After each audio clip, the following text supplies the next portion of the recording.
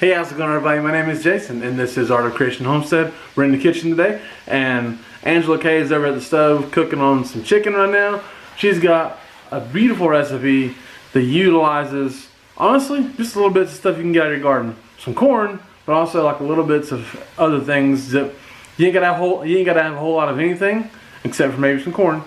And it's gonna be a really great, wonderful recipe for things you can use straight out of your garden. All right. So here she is going to do a chicken corn chowder, okay?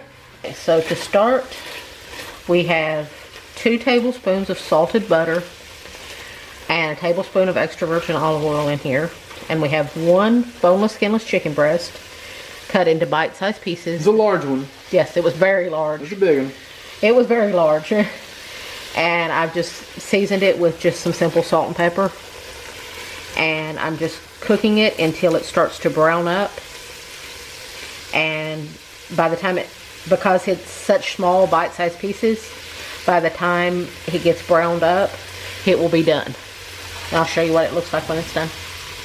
Okay, as you can see, it's starting to develop some color. It's starting to get some nice brown on it. So now we're going to go ahead and pull it out. The chicken should be fully cooked at this point. As small as it is, there's no reason why it's not fully cooked. But either way, it's going to be put back in. And even if it's not done, it will finish up, trust me. Even though this is a fairly quick version of something that usually takes a lot longer to cook. Now, we still have some butter and some olive oil left in here. But you're probably going to need just another little drizzle of olive oil. It depends on how much of the fat that your chicken took. So if it looks like you need a little bit, just add a little drizzle. So now to this, we are going to add, these are our homegrown potatoes, and these were the small ones. And I left the skin on. If you're using russet potatoes, you will want to peel them. The skin is so tender on these little babies that you don't need to do that. This is probably about the equivalent of 2 russet potatoes, probably. Yeah, that's it. Now, to the potatoes, we are adding 1 finely chopped stalk of celery. We are adding about 1/4 of a cup of chopped onion. We have red onion because that's what we grew. You can use any kind of onion.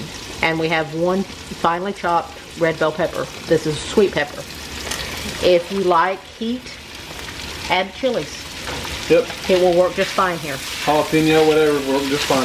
Whatever, because at the end, Jason always likes a little hot sauce with his.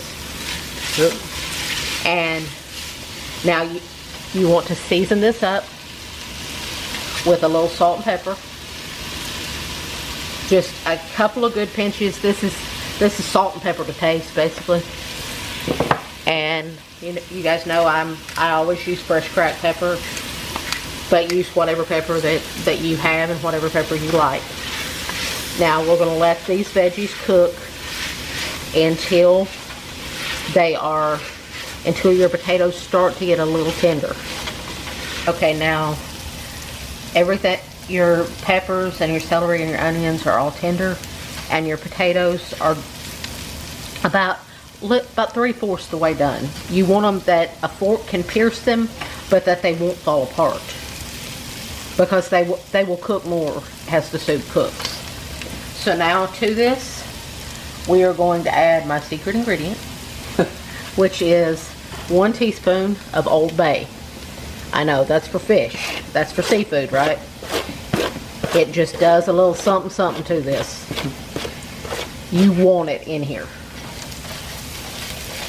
You don't want a ton of it. You don't want it to overpower. But it does add just a little something something. Now, you want to stir that Old Bay in. And instantly it smells amazing. It just smells amazing. I wish we had smell-o-vision. Oh, we don't have smell-o-vision. We do have fog lens. Hold on. Now we have 3 tablespoons of all-purpose flour, and you're just going to sprinkle it around over your veggies. Now, you're going to stir it around, and it's going to make like a paste around your veggies.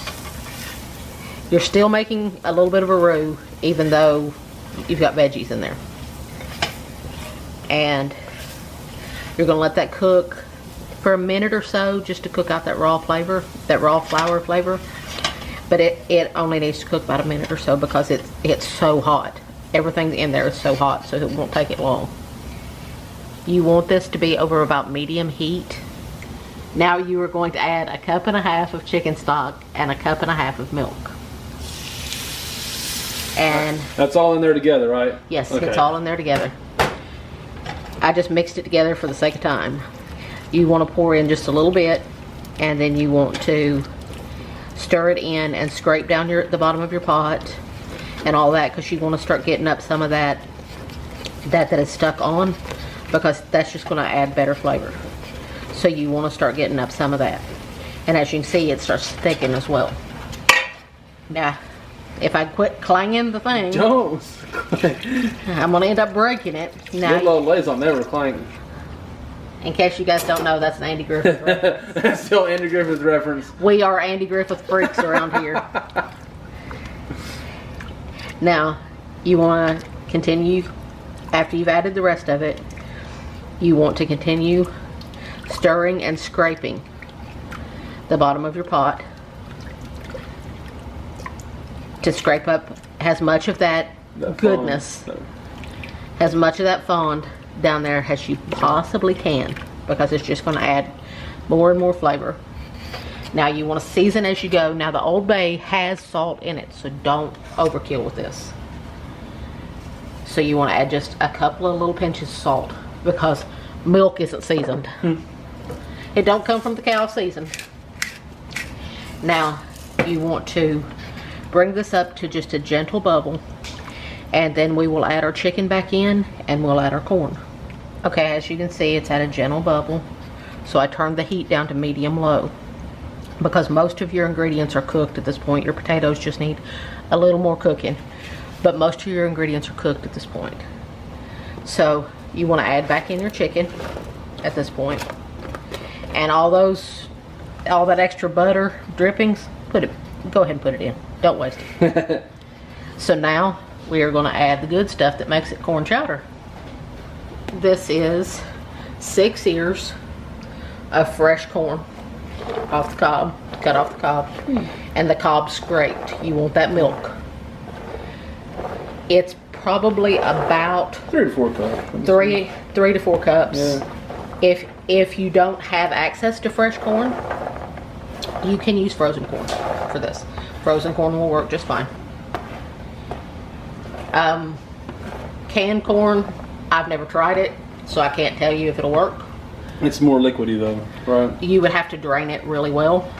So now you're going to let this cook until your potatoes are tender and your corn loses a little bit of its rawness, because it is still raw.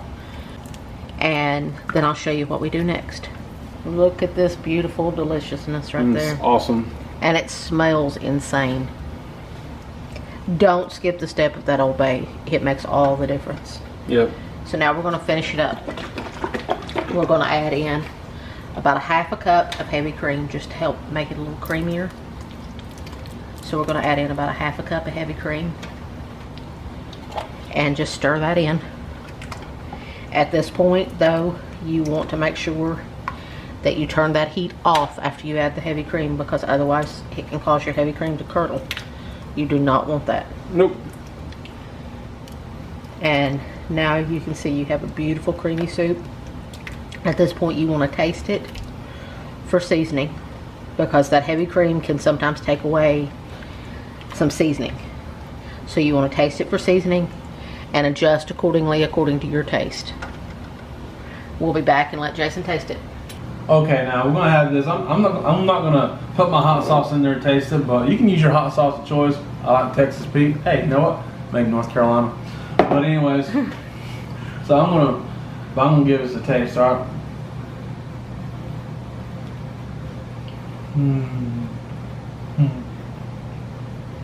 Wow. Such a delicious flavor. the fresh sweet corn, the fresh potatoes that we grew, all the seasoning, just everything melts together so well. It's a fantastic use of a bunch of different things out of your garden. I mean, honestly, we could sit here. We didn't grow the corn, but we could have grew the corn. We could have raised the chicken. Really, truly, we might be doing that next year. But corn, peppers, the onions, potatoes, and everything, all that stuff you can grow yourself and have scraps or whatever, of all these things left out of your garden and produce an absolutely beautiful chowder. Alright, so hey, thank you guys for watching so much. Subscribe to the channel if you haven't already. We do appreciate you guys watching. My name is Jason. The queen of cooking back there is Angela, okay? We love you guys. God bless you and goodbye.